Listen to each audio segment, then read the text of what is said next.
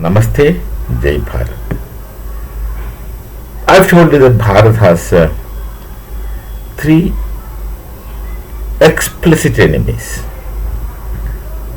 One is temporary, and one had been always there, one is recent. Pakistan, by virtue of their existence, is a permanent enemy. Whatever rhetorics they may speak, they are permanent enemy. Bangladesh, it's a temporary enemy. So long as they are under the Jamaat-e-Islami radical control, they will be enemy to Bharat. But when they return to democracy, then things could be different. So that's why I said they are not permanently our enemies. And in Bangladesh, there are so many Bengalis, not radicals, who really carry soft corner for Bharat for various historical reasons. Third is a recent one, Turkey, who just unnecessarily created enmity with Bharat in their process of becoming autochthons in Islamic world, of becoming a Khalifa. So they started supporting Pakistan, which irritated us. Started blindly supporting Pakistan during Operation Sindoor in particular, gave weapons and people, etc., etc. So which of course we know, we understand. These are the three explicit enemies. Now there are so many implicit enemies. Implicit enemies are enemies for given reasons. That they are, I'll call them as conditional enemies. Quasi enemies China, but they will not be destructive except some border trifles, which of course they manage themselves, or we manage for them. The quasi enemies. But these implicit enemies are conditional enemies, and they are the weapon selling people in the world.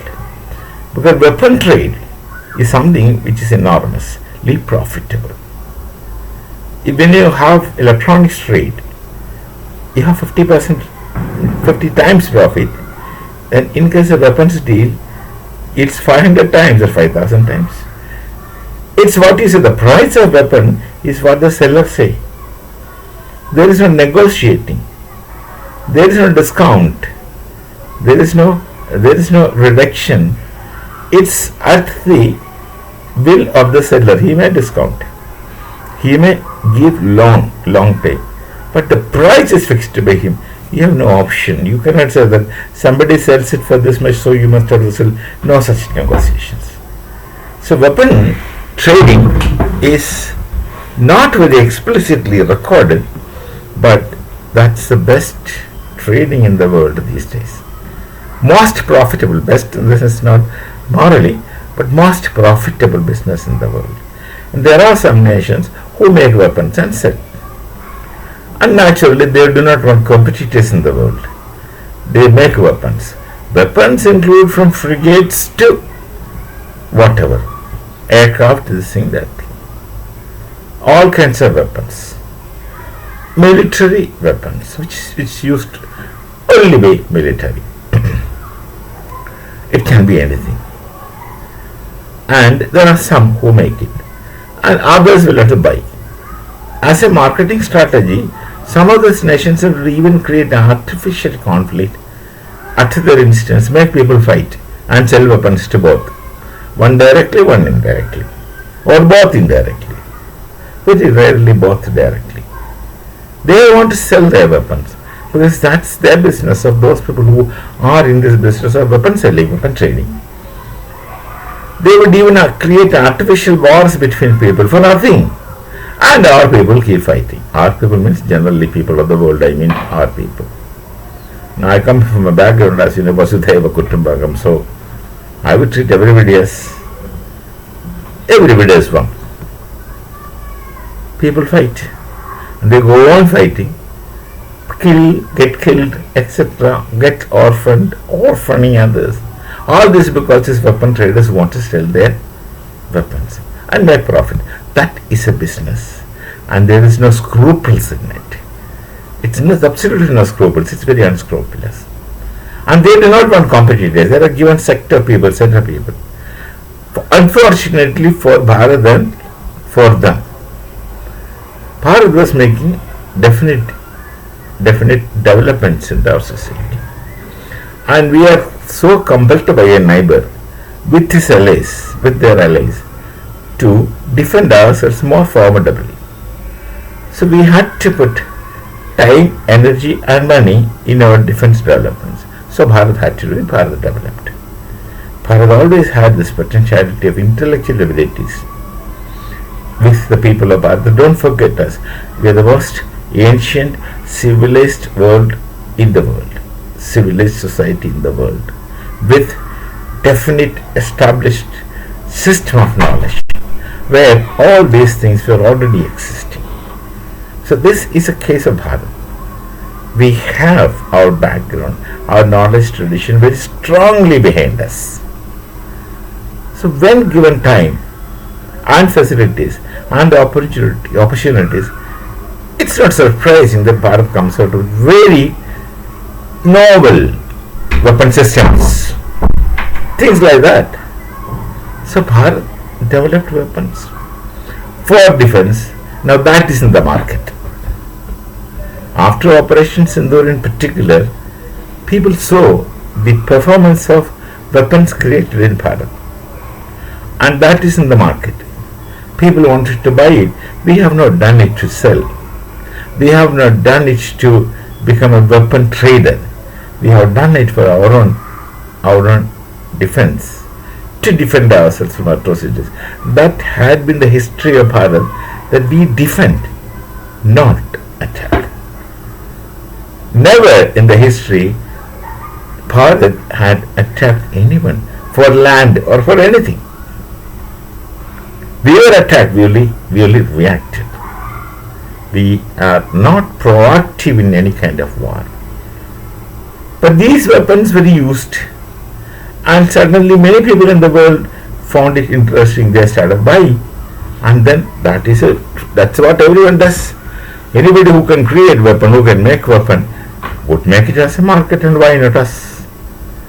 So when Bharat enters into the weapon market, Bharat becomes heavy competitors to all other weapon builders, dealers, marketers, because our cost is very less. We are very cost effective. At the same time, much more in operation efficiency than others. Just recall, our moon missions are at a fraction of cost of others' moon missions. Our cost of production will be less, so we can provide, and our quality is also perfect. So when the cost of production is less, quick productions like some other nations, for instance China, the quality is questionable. But Bharat's cost of production is less, but the quality of our products are intact, and people are comfortable and happy with the quality and performance. So we are a hopelessly horrible competitor for the other weapon selling nations. So they are afraid of the market. So they wanted to arrest the development and growth of Bharat naturally as a competitor. And for that, how to arrest the development of a nation, how to make the progress retarding, is through creating disturbances, instabilities within the society, and replacing the leaders who are efficiently doing this. And then it takes little more time for someone else to replace this man who's with similar kind of efficiency. It will take time, perhaps years, perhaps tens of years, so they can arrest and retard. It happened. Our fighter aircraft programs got simply hopelessly delayed. I don't know.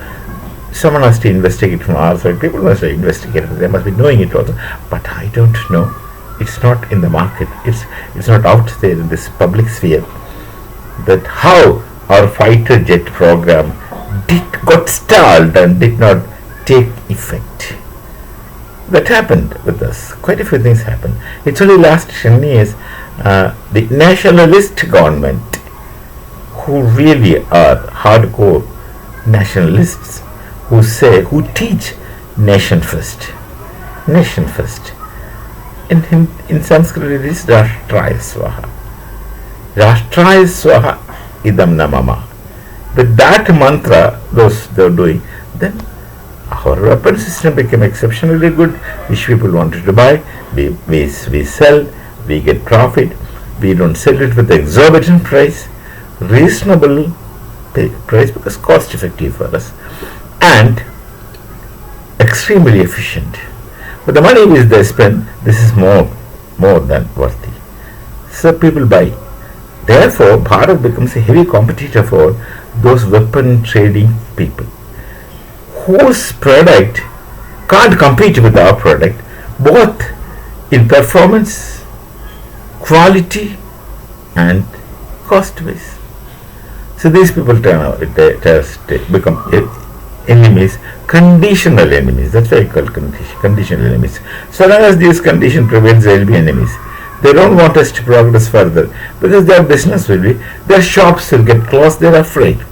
Won't get closed. That's a different thing. But they're afraid so. But they'll have heavy loss in their marketing. So we have these enemies. I don't want to tell the names of the people. You know very well who are the people who are desperately trying to destabilize Bharat. This is one of the reasons. This is one of the, it's simple business, and those involved, those business people in politics should be experts in this kind of things. We shall meet again. Namaste. Jai Bharat, Jai Sri Ram.